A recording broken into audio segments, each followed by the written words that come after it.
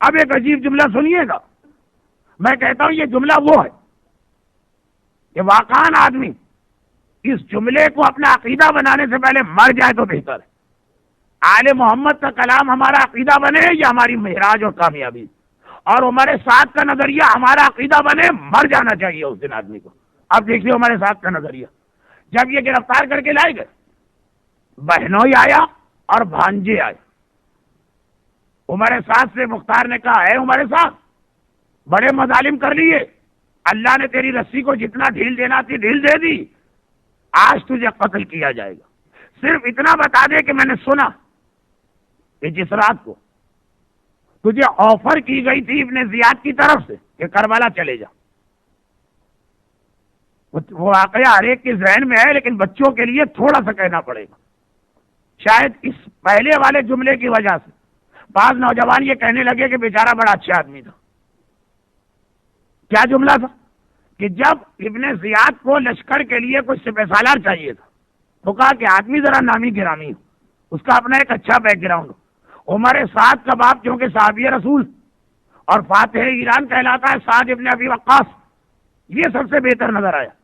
Agent بھی ہے، اپنا ایک بیک گراؤنڈ صحابیت کا بھی رکھتا ہے، ذاتی طور پر بھی اس کی اپنی ایک شہرت ہے۔ کہا کہ تم کربلا چلے جاؤ اور میرے لشکر کے لیڈر بن جاؤ، کمانڈر ان چیف۔ کہا کہ کربلا میں کون ہے؟ کہا حسین نواسہ رسول۔ ارے اس وقت سر پیٹ لیا، اتنا بڑا گناہ مجھ سے کروا رہے ہو، قتل حسین اور میں جاؤں؟ کاش اس سے پہلے مجھے موت آ جائے، یہ کہہ کے گھر آ گیا۔ ابن زیاد غصہ نہیں آیا، مسکرا دیا۔ درباریوں نے کہا کہ بھائی ایسا آدمی آپ کے سامنے ایسے جملے کہہ کے گیا اور آپ نے اسے جانے دیا اور مسکرا رہے ہیں؟ کہا کہ ان کی ایک ایک رت کو جانتا ہوں، دیکھ لینا صبح واپس آئے گا۔ اور رات کے وقت ایک خط اور ایک بوری بھیجوا دی، بوری بھری تھی اشرفیوں سونے اور چاندی سے۔ خط یہ تھا کہ اے عمر صاحب، اگر میری بات مان لے تو تیری سب سے بڑی تمنا ہے تجھے رائے کا گورنر بننا، یہ عہدہ بھی دیا جائے گا، یہ سونے سے بھری ہوئی بوری بھی دی جائے گی، اور اگر نہیں مانے تو کچھ نہیں ہوگا اور آدمی مل جائیں گے اس کام کے لیے۔ اب بڑی مشکل رات ہمارے ساتھ میں گزری، ساری رات جاگا، فیصلہ نہیں کر پا رہا تھا کہ میں کیا کروں۔ اگلی صبح کو پہنچا تھا اور کہا تھا کہ ابن زیاد، رات بھر میں نے غور کیا، اب میں اس نتیجے پہ پہنچا ہوں کہ اس سے واجب القتل ہے، اس لیے یہ فریضہ مجھے انجام دینا۔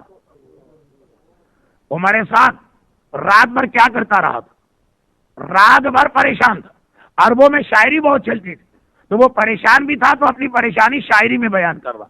مختار کو اپنی بہن کے ذریعے اطلاع تو تھی، کہا کہ آج یہ بتا کہ تو اس رات کو ساری رات کیا شعر کہتا رہا۔ کہا کہ اے حاکم اب اس بات چھوڑیے، رات گئی بات گئی۔ کہا نہیں گئی، نہ رات گئی نہ بات گئی، تجھے دہرانا پڑے گی۔ اب دیکھیے، اب میں پہلے سے ایک جملہ کہہ دوں، یہ ہمارے ساتھ کی پوئٹری اور کس ریفرنس میں ہے کہ کربلا جاؤں کہ نہ جاؤں، قتل حسین میں پارٹیسپیٹ کروں کہ نہ کروں، اور کیا وہ باتیں کہہ رہا ہے۔ آج بھی آپ دیکھیے گا تو 50% محبان اہل بیت یہی عقیدہ رکھتے ہیں۔ تو ہمارے ساتھ کا کیا کہہ رہا ہے کہ آج میں پریشانی میں پھنس گیا، شعر نہیں پڑھ رہا ہوں، وقت نہیں، مصیبت میں پھنس گیا، میری سمجھ میں نہیں آتا کہ رائے کی گورنری کو چھوڑوں یا قتل حسین میں حصہ لوں۔ ایک میرے دل کی ٹھنڈک ہے رائے کی گورنری، تو دوسرا گناہ عظیم۔ مجھے پتا ہے کہ جو دیکھیے کہہ رہا، مجھے پتا ہے کہ قتل حسین میں جو حصہ لے گا خدا اسے کبھی نہ بخشے گا، مگر قتل حسین کی سزا آخرت میں ملے گی، رائے کی گورنری دنیا میں مل رہی ہے۔ وما باع العاقل دین بوجود، اور عقل مند آدمی کبھی ادھار کی خاطر نقد کو نہیں چھوڑتا۔ رائے کی گورنری نقد ہے دنیا، قتل حسین کی سزا آخرت ہے۔ عقل مند اس کو کہتے ہیں کہ جو نقد لے لیتا ہے ادھار کو چھوڑ دیتا۔ لیکن یہی نہیں، آگے سنی، کہہ رہا اور مجھے پتا ہے، 3 جملے اس کے ہیں، صاحبان ایمان جائزہ لیں اپنے معاشرے اور سوسائٹی کا۔ پہلی بات، دنیا میں جو ہے نقد ہے وہ تو آخرت میں ادھار کی بات چھوڑو، پہلے جو نقد ہے وہ تو لے لو۔ کتنے مومنین کی آج یہ فکر ہے؟ کینیڈا کی عیاشیاں نقد ہیں، جنت کے وعدے ادھار ہیں۔ اب دیکھیے خالی یہی بات نہیں، اگلے دو جملے تو اور قیامت ہیں. اگلا شعر کہہ رہا، اور میں نے یہ سنا ہے کہ خدا ارحم الراحمین، بڑے سے بڑا گناہگار بھی توبہ کرے تو گناہ معاف ہو جاتا ہے. میں بھی کربلا سے آگے توبہ کر لوں گا، رہ بھی مل جائے گی، جنت بھی مل جائے گی. آج بھی بہت سارے صاحبان ایمان یہ نہیں سوچتے کہ جی خدا ارحم الراحمین ہے، ماں سے زیادہ مہربان. یہ تو مولانا لوگ ڈراتے رہتے ہیں، اصل تو خدا ہے نا. شراب پیو، زنا کرو، غنا کرو، جو مل جائے کرو، ایک بار توبہ کر لینا معافی مل جائے گی. اور تیسرا جملہ جو آج کل بہت سے نوجوانوں کے دل میں خیال آتا ہے، کہہ رہے اور پھر مجھے تو یہ بھی نہیں پتا کہ عذاب جہنم اور عذاب آخرت سچی بات ہے کہ جھوٹی بات ہے. لوگ کہتے ہیں کہ مرنے کے بعد آگ ہوگی، ہتکڑیاں ہوں گی، کوڑے ہوں گے. ہو سکتا ہے یہ بات غلط نکلے تو میں اپنا دنیا کا نقصان کیوں کروں، اور اگر یہ بات سچی نکلی تو اس وقت اللہ سے توبہ کر لوں گا اور معافی بھی مل جائے گی. آج بھی کتنے ہی مومن ایسے ہیں، عمر سعد نہیں، جو کہتے پتہ نہیں یہ ساری باتیں کہ اگر خدا کا حکم نہ مانا، حرام کیا، واجبات کو چھوڑا، سزا ملے گی. پتہ نہیں صحیح بھی ہے کہ بزرگوں کی بنائی ہوئی بنڈل بازی. میں کھلی بات کہہ رہا ہوں جو بچے نوجوان کے ذہن میں بات آتی، پتا نہیں اس میں حقیقت ہے یا نہیں. اور اگر حقیقت ہے تو وہ ارحم الراحمین کیسے ہم کو سزا دے سکتا؟ وہ تو ماں سے زیادہ مہربان. اہل بیت کے یہاں دعائے کمیل سے صحیفہ کاملہ تک اور دعائے عرفات سے لے کے 11ویں امام کی سیرت تک معصوم ہونے کے بعد رونا ہے، ڈرنا ہے، عذاب ہے معصوم ہونے کے بعد. اور ہمارے ساتھ کے یہاں گناہ کر کے ایسی ڈھڈائی ہے کہ بڑے سے بڑا گناہ کر لو، توبہ کا دروازہ تو کھلا ہے، وہ ارحم الراحمین معافی ہو جائے گی.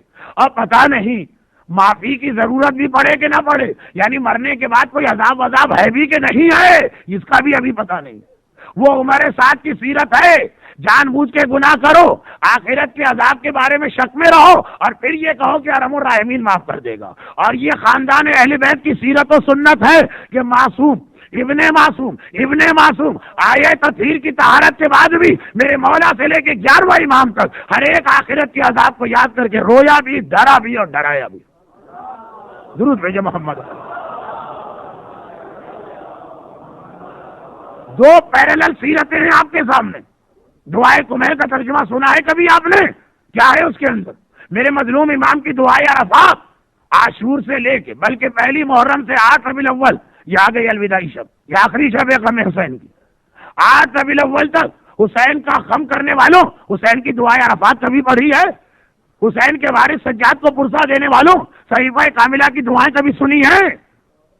اور آج 11ویں امام کا ماتم کرنے والوں کیا یہ واقعہ بھول گئے؟ بس ایک ہی واقعہ آج پڑھ پا رہا ہوں. اب ایک اطمینان ہے کہ چونکہ کل کی مجلس کا شروع کا حصہ 8 ربیع الاول کے دن میں ہوگا تو تھوڑا سا 11ویں امام کا بیان کل آ جائے گا شروع میں، مجلس کے شروع میں. مگر شبیہ تابوت برآمد ہونے سے پہلے ایک چھوٹا سا واقعہ.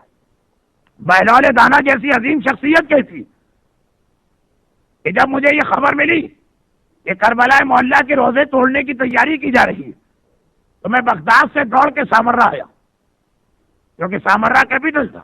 بہلول بغداد میں رہتے تھے، آج بھی بہلول کو روزہ بغداد میں آیا سامرہ کہ کوئی طریقہ اختیار کروں.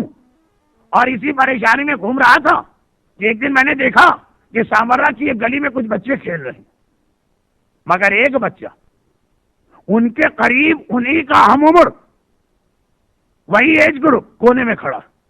مجھے ذرا یہ بات عجیب لگی. میں قریب گیا اور میں نے کہا کہ میاں صاحبزادے آپ ان دوسرے بچوں کے ساتھ نہیں کھیل رہے ہیں، شاید آپ کے پاس وہ کھلونا نہیں ہے، میں لا دوں؟ بہت چھوٹا بچہ ہے، بمشکل تمام اس کی وہ 7 یا 8 سال کی تھی. کہا کہ اے بوڑھے آدمی، اے مرد ضعیف، ہم کھیلنے کے لیے پیدا ہی نہیں کیے گئے. 8 سال کا بچہ ہی جملہ کہے چونکے گا آدمی. بہلولے کا تو پھر اس لیے پیدا ہوئے. قرآن کی وہ آیت پڑھی جو ہمارے اور آپ کے لیے ہے. امام اپنے لیے نہیں کہہ رہے، انسانیت کے لیے کہہ رہے. افحسبتم انما خلقناکم عبثا وانکم الینا لا ترجعون. اے انسانوں، تم نے کیا سمجھا؟ کیا دنیا میں تمہیں کھیل کود کے لیے بھیجا گیا؟ اور کیا تمہیں ایک دن پلٹ کے خدا کو منہ نہیں دکھانا؟ کہا کہ ہم کھیل کے لیے پیدا ہی نہیں کیے. گھبرا کا بہلول. پہلا واقعہ ہے کہ بہلول کی بولتی بند ہو گئی.